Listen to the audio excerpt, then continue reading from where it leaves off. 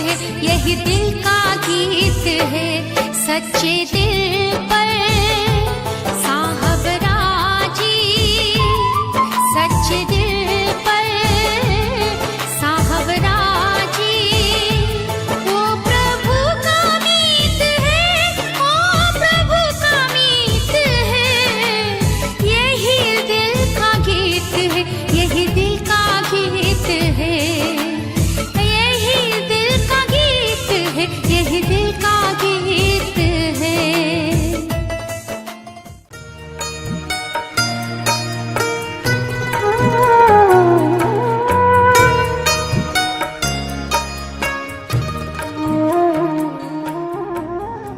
मुरली सुनते समय अभ्यास कीजिए।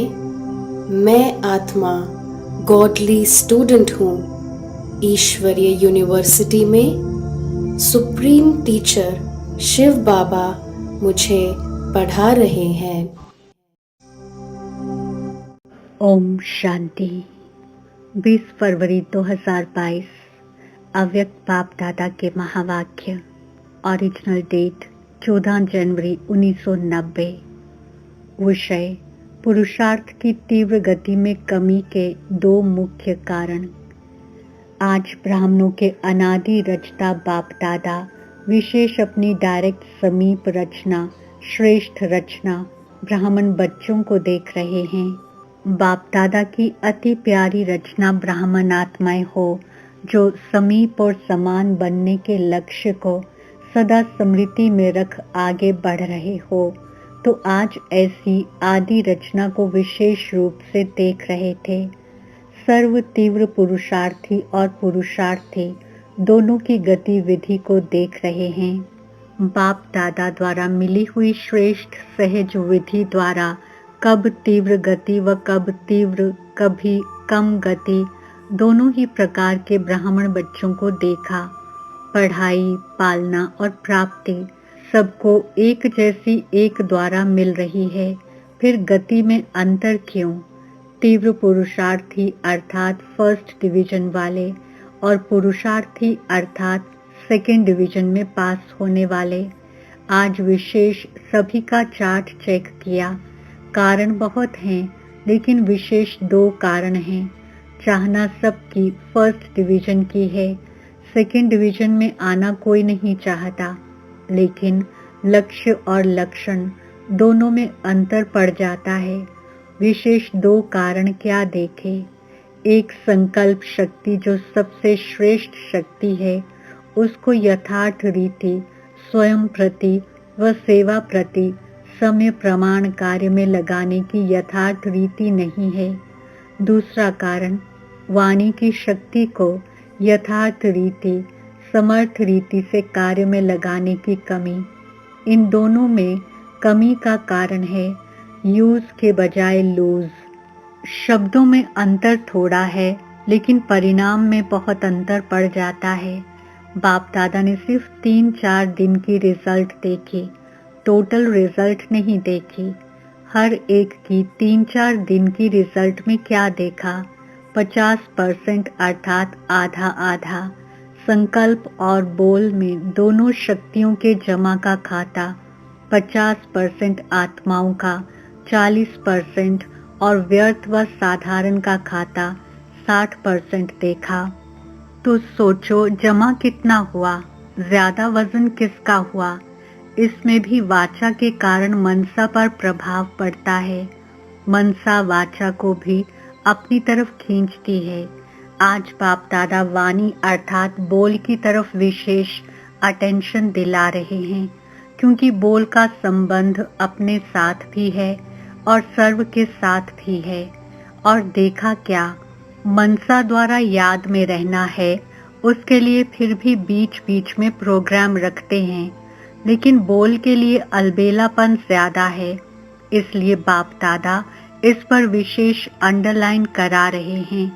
2 वर्ष पहले बाप दादा ने विशेष पुरुषार्थ में सेवा में आगे बढ़ने वाले महारथी आत्माओं को और सभी को 3 बातें बोल के लिए कही थी। कम बोलो, धीरे बोलो और मधुर बोलो। व्यर्थ बोलने की निशानी है वह ज्यादा बोलेगा, मजबूरी के समय प्रमाण, संगठन प्रमाण अपने को कंट्रोल करेगा, लेकिन अंदर ऐसा महसूस करेगा जैसे कोई ने शांति में चुप रहने के लिए बांधा है। व्यर्थ बोल बड़े से बड़ा नुकसान क्या करता है?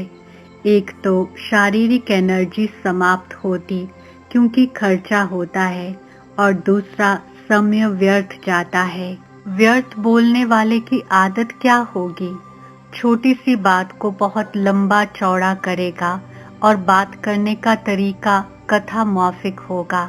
जैसे रामायण महाभारत की कथा इंटरेस्ट से सुनाते हैं ना, खुद भी रुचि से बोलेगा, दूसरे की भी रुचि पैदा कर लेगा, लेकिन रिजल्ट क्या होती? रामायण महाभारत की रिजल्ट क्या है? राम वनवास गया, कौरवों और पांडवों की युद्ध हुई, कहानी जैसा दिखाते हैं, सार कुछ भी नहीं, लेकिन साज बहुत रमणीक होता है। इसको कहते हैं कथा। व्यर्थ बोलने वाले माया के प्रभाव के कारण वह कमजोर आत्मा है। उन्हों को सुनने और सुनाने के साथी बहुत जल्दी बनते हैं। ऐसी आत्मा एकांत प्रिय हो नहीं सकती, इसलिए वह साथी बनाने में बहुत होशियार होगा। बाहर से कभी कभी ऐसे दिखाई देता है कि इन्हों का संगठन पावरफुल और ज्यादा लगता है, लेकिन एक बात सदा के लिए याद रखो कि माया के जाने का अंतिम चरण है, इसलिए विदाई लेते लेते भी अपना तीर लगाती रहती है। इसलिए कभी कभी कहाँ कहाँ माया का प्रभाव अपना काम कर लेता है। वह आराम से जाने वाली नहीं है, लास्ट घड़ी तक डायरेक्ट नहीं तो इनडायरेक्ट, कड़वा रूप नहीं तो बहुत मीठा रूप और नया नया रूप धारण कर ब्राह्मणों की ट्रायल करती रहती है। फिर भोले भाले ब्राह्मण क्या कहते? ये तो बाप दादा ने सुनाया ही नहीं था कि इस रूप में भी माया आती है। अलबेलेपन के कारण अपने को चेक भी नहीं करते और सोचते कि बाप दादा तो कहते हैं कि माया आएगी। आधा अक्षर याद रखते हैं कि माया आएगी, लेकिन माया जीत बनना है ये भूल जाते हैं।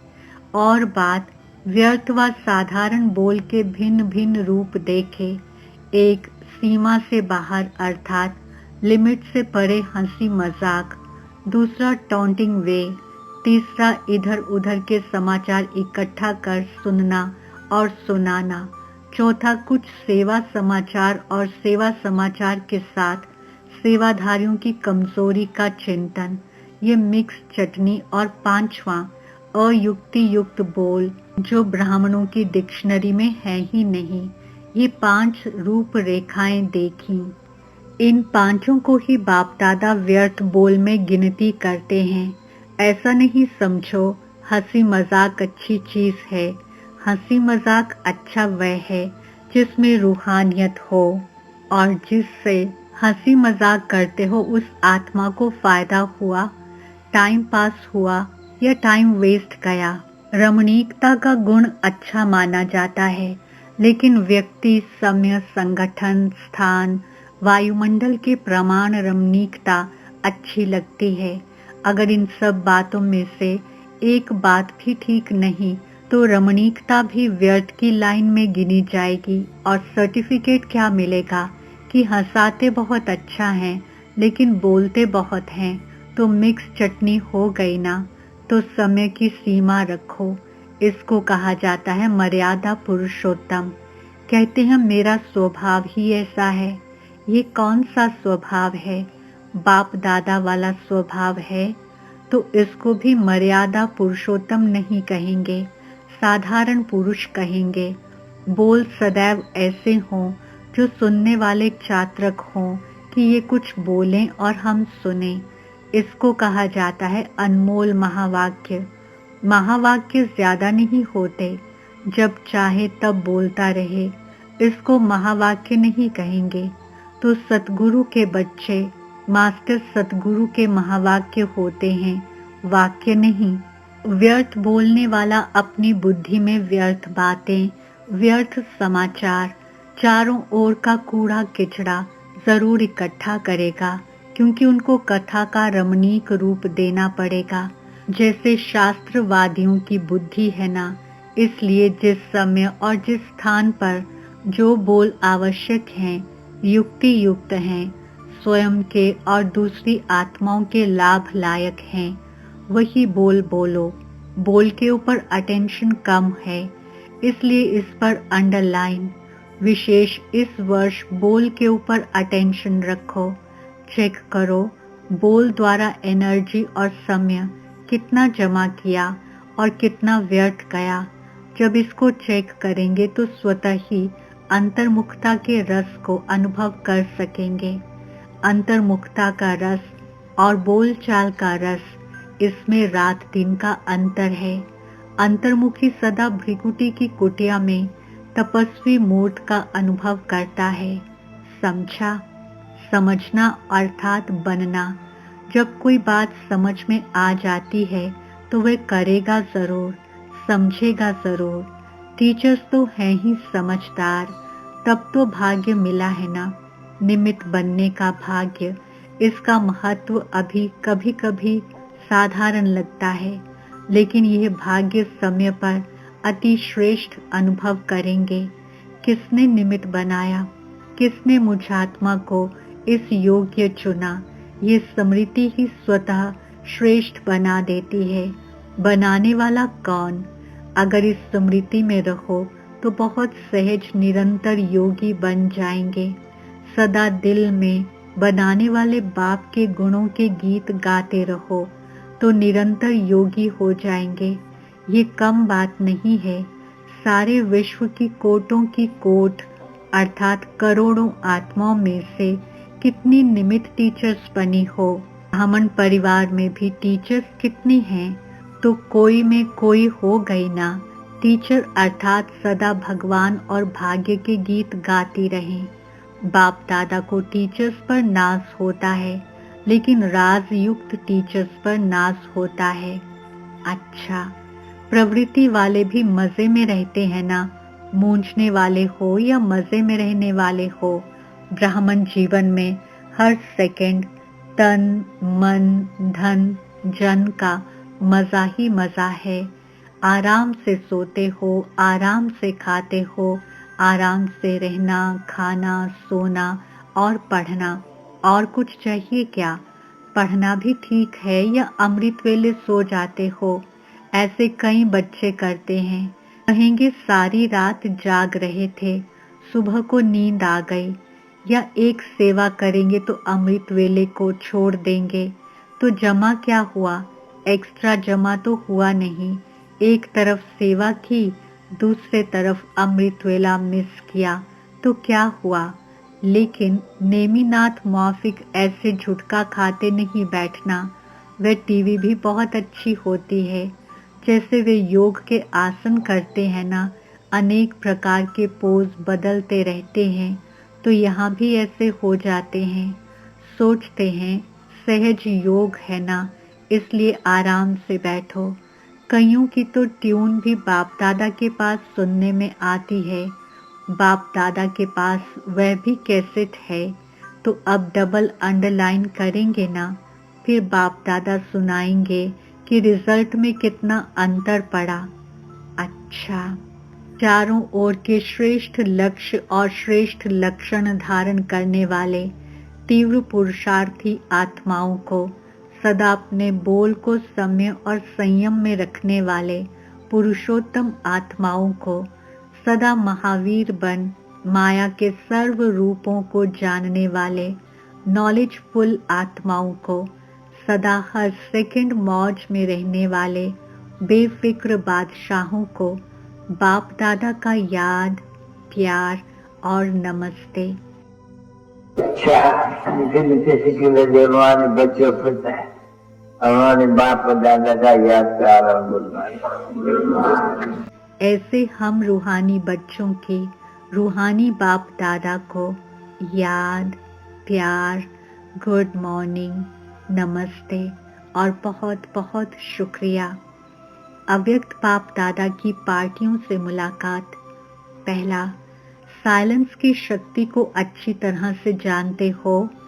साइलेंस की शक्ति सेकंड में अपने स्वीट होम शांति धाम में पहुंचा देती है। साइंस वाले तो और फास्ट गति वाले यंत्र निकालने का प्रयत्न कर रहे हैं, लेकिन आपका यंत्र कितनी तीव्र गति का है।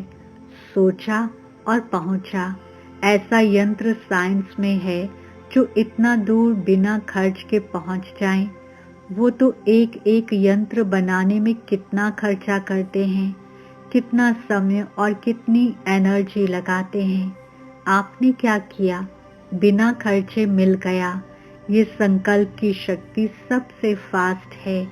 आपको शुभ संकल्प का यंत्र मिला है, दिव्य बुद्धि मिली है। शुद्ध मन और दिव्य बुद्धि से पहुंच जाते हो। जब चाहे तब लौट आओ, जब चाहो तब चले जाओ। साइंस वालों को तो मौसम भी देखनी पड़ती है, आपको तो ये भी नहीं देखना पड़ता कि आज बादल हैं, नहीं जा सकेंगे। आजकल देखो बादल तो क्या, थोड़ी सी फागी भी होती है तो भी प्लेन नहीं उड़ सकता। और आपका विमान एवर रेडी है या कभी फागी आती है? एवर रेडी है, सेकंड में जा सकते हैं, ऐसी तीव्र गति है। माया कभी रुकावट तो नहीं डालती है। मास्टर सर्वशक्तिवान को कोई रोक नहीं सकता। जहाँ सर्व शक्तियाँ हैं वहाँ कौन रोकेगा? कोई भी शक्ति की कमी होती है तो समय पर धोखा मिल सकता है। मानो सहन शक्ति आप में है, लेकिन निर्णय करने की शक्ति कमजोर है। तो जब ऐसी कोई परिस्थिति आएगी जिसमें निर्णय करना हो, उस समय नुकसान हो जाएगा। होती एक ही घड़ी निर्णय करने की है, हाँ या ना, लेकिन उसका परिणाम कितना बड़ा होता है। तो सब शक्तियाँ अपने पास चेक करो।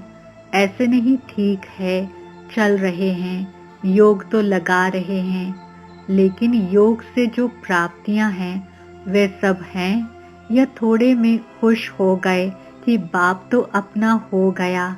बाप तो अपना है, लेकिन प्रॉपर्टी अर्थात वर्षा भी अपनी है ना, या सिर्फ बाप को पा लिया वो ही ठीक है? वर्षे के मालिक बनना है ना।